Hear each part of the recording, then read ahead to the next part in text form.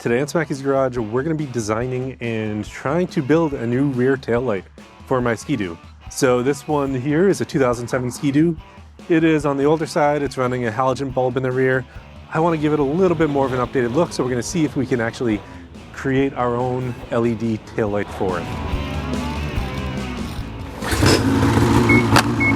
So this is an older sled. It's got a normal halogen bulb in the back and it looks right for the year, but you know, it's starting to get a little bit of a dated look. So I really want to get rid of the tail up here.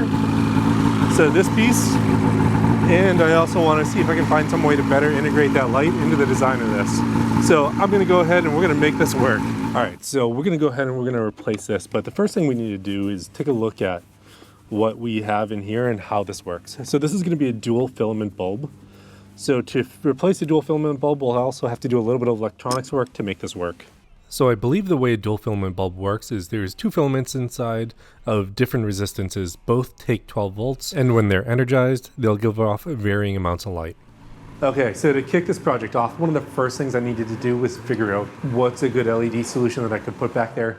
Now I kind of went back and forth between building an acrylic block and having LEDs behind it versus finding like a LED neon strip. And I think what I'm going to try first is the LED neon strip, because I saw a few online and they looked pretty good. I just need to find a way to make it work on the sled. Now here's the one that I purchased so far, and you can see off it's just a piece of white rubber or white silicone.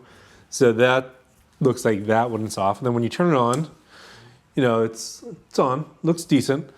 And then when you go to full power, so 12 volts, it gets significantly brighter, but you know, it's going to look good in the dark. Let me kill some of the lights. You can kind of get the idea of just how bright this is. I wanted to make sure that this works for a tail light, so it looks like it's probably as bright or brighter as what's in there now. So this is around 12 volts, and then I need to figure out how to build a circuit for it so that it has just the running light on it as well. All right, so we're gonna need a circuit to make this work. So let's go ahead and draw one out. So for the Snowmobile, we're gonna have three inputs, or two inputs. There is going to be plus 12 volt brake, plus 12 volt, we'll call it running, and then we're gonna have ground. So with those three, we need to make a circuit that works. So let's assume that we're gonna have a circuit here. We're gonna have to use two diodes. So we're gonna have a diode here, like that. Then we're gonna have another one here on both of these inputs. Not drawn correctly, but you get it. And then the LED is going to be out here. We're just going to do this LED as a resistor. This is just going to be to ground. How this is going to work is when you push the brake, when this switch is on, it's going to turn on this, and we want the full 12 volts to come through it. So the 12 volts will leave this diode and then go to the LED down here. Now on this side, we want it to be running, but since it's 12 volts and it is switched, it's going to be on, actually it's not really switched because it's running. So this one's going to be on all the time. And then to be able to get this to be dimmer, we're going to need to use less voltage. So I'm going to need to put a resistor in here of some value that we're going to be using to run this LED. And I need to figure out what this resistor here is going to be able to make this work. And then ground over to here. Now, before we go ahead and do some big mechanical design, all the CAD work for this, we should probably make sure that the electronics and everything work the way that I'm designing it, or I need to buy that other part. So I'm gonna go ahead, we're gonna wire up some diodes and a resistor and see if I can make this work. All right, let's go ahead and take a look at the first iteration of this. So you can see the red bar right here. This is what it's like when it's normally lit. So it's gonna be this when the daytime running is on for the sled, or when the lights are on. Then when I hit the brakes, this comes in contact and you can see it jumps up. And when I do that, you can see the current also jumps up as well. The red doesn't seem to really be coming through too much on my camera, but it does look a lot redder in real life. So on the back of this, we need to decide where it's gonna go and how it's gonna fit. So my first thought is I should probably just take this all off. So looking at how this is built, this is just bolted to the chassis, and then the wire runs up and underneath there. So by taking this off, it gives me a lot more room, and I can decide where I want to put it. It looks like there's screw holes here, which I could put one in, and then up here, then I could have it come up the top, and then maybe go around the outside. There are some pins here that go into this black piece of plastic here. Probably not the best because it's just held in by pins. So a few different options of the different places that I could put this. I think where I'm ending up is probably it's going to be up here on this piece. Just need to figure out if I'm going to screw holes in this to mount it or if I'm going to screw into the side. But first thing is I'm going to take this piece off on the back. Now, one thing I'm noting as I'm working through this is the only way to get this out is to cut it and to cut the wires. I guess I'm going to cut them somewhere up here. I really am going to run just a wire from, I guess, from here to back there. So it shouldn't be too bad. So all I'm going to do is cut it, but I'm going to leave some room in case I ever need to put them back together so that I can. Without that there, the sled's already looking a lot better. Now, I do want to check to make sure that it works on the sled first because there's a chance that maybe there's something wonky in the circuitry that I don't know. I didn't pull it apart or try to measure voltage on it. I'm assuming everything works just as a car system would at 12 volts, but I mean, with the stator setup and everything, who knows? We're going to go ahead and test it right now. All right, so we got the board in place. You can see, so the snowmobile wiring is coming out through the back here up to this right here. So that's where the board is going to be connected. The board is up there that we made. So it's the diodes and the resistors. And then it goes to the light. So we're going to go ahead, we're going to start the snowmobile, see if it works.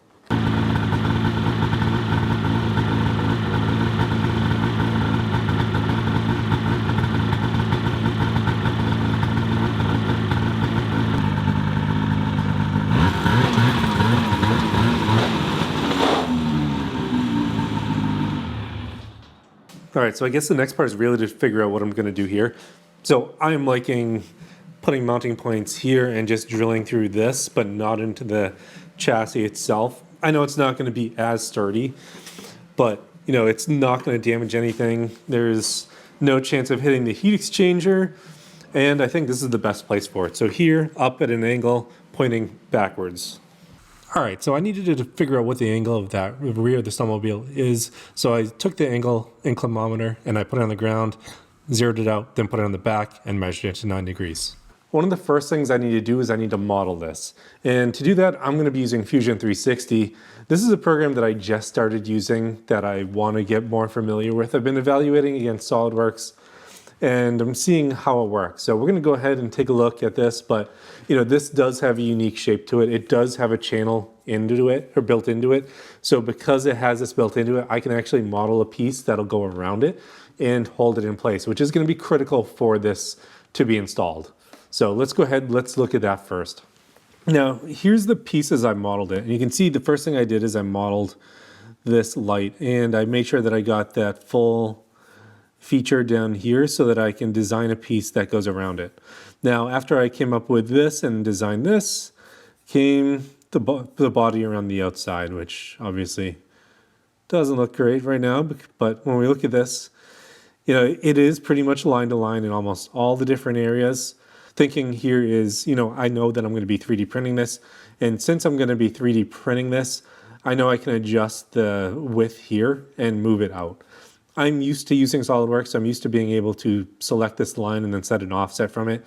I don't know how to do that yet in Fusion 360. So as I learn this, it's gonna take some time and I'm gonna have to make some adjustments. But you know, this does look pretty good. And I went ahead and I printed one out. So we'll go ahead and take a look at it. So here's the piece that I printed out, and it's a simple piece. It's a simple extrusion, and it does somewhat fit, but it's a little bit tight still. Now, I could probably put some grease or something in here to have it slide in better. Now, thinking through this as I'm doing this, it doesn't make as much sense to scale this as I was previously thinking, because if I do scale this, it's gonna scale everything that I build. So it's more important for me to get this right. So I'm gonna go ahead, print out a few more of these, figure out what are the right dimensions, and then from there, move on to the next step.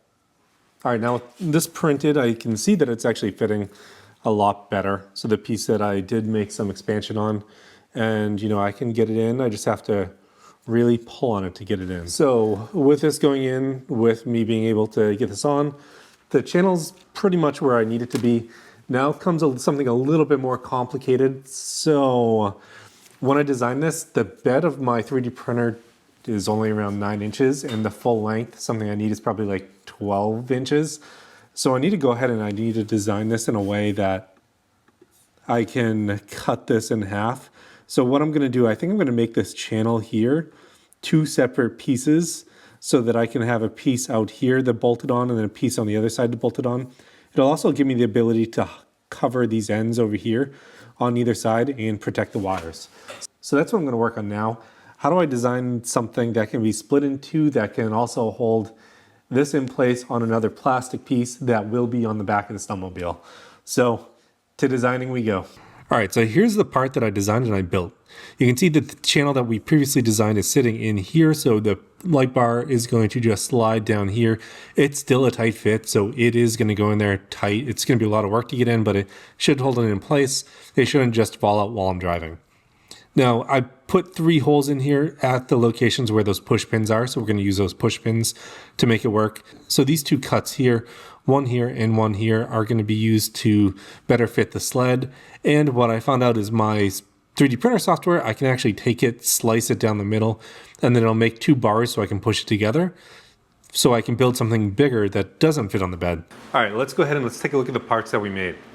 A little dark there, but you can see I actually had to cut this into 2 different pieces to make them. And it's going to be held together by these 2 pins right here. All right, so here's the 2 pieces. I put the pins in it, and you can see to get around having a large printer, I can just put the pins in it, glue them, and then push it all together. And we're gonna go ahead and we're gonna test fit this for size. But now that this is together, I can put the light in it and we'll see how everything looks. All right, so I did end up printing out this box here that we're gonna be installing the circuit board in. So circuit board's pretty much pulled together now.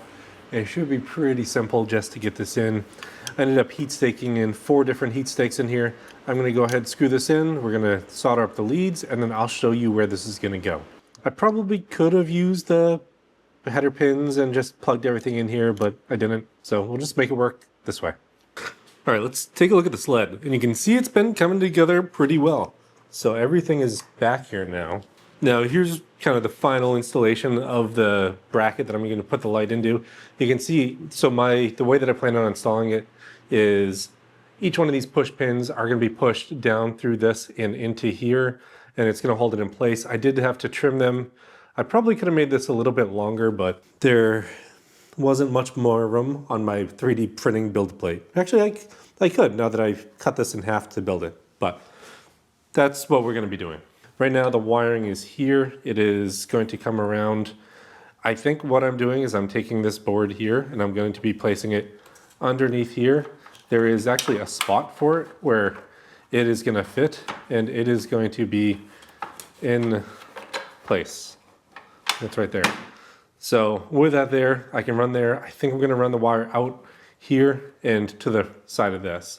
So we're going to go ahead, we're going to install it, we're going to see how it looks and how it works. But first, I do need to wire it up one more time to figure out which wire goes to what again.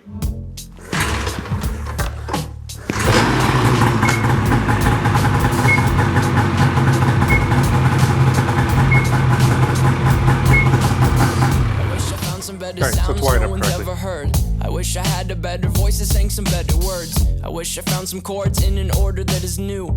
I wish I didn't have to rhyme every time I sang. I was told when I get older all my feelings Alright, shrink. here we go. Let's see how it looks. I care what people think.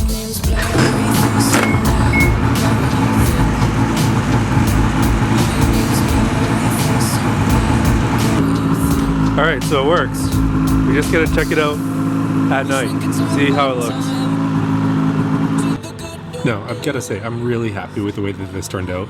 It does show up much better now in the video with the darkness outside, but you can see here that it's significantly brighter than stock, and it looks really nice, and it looks modern.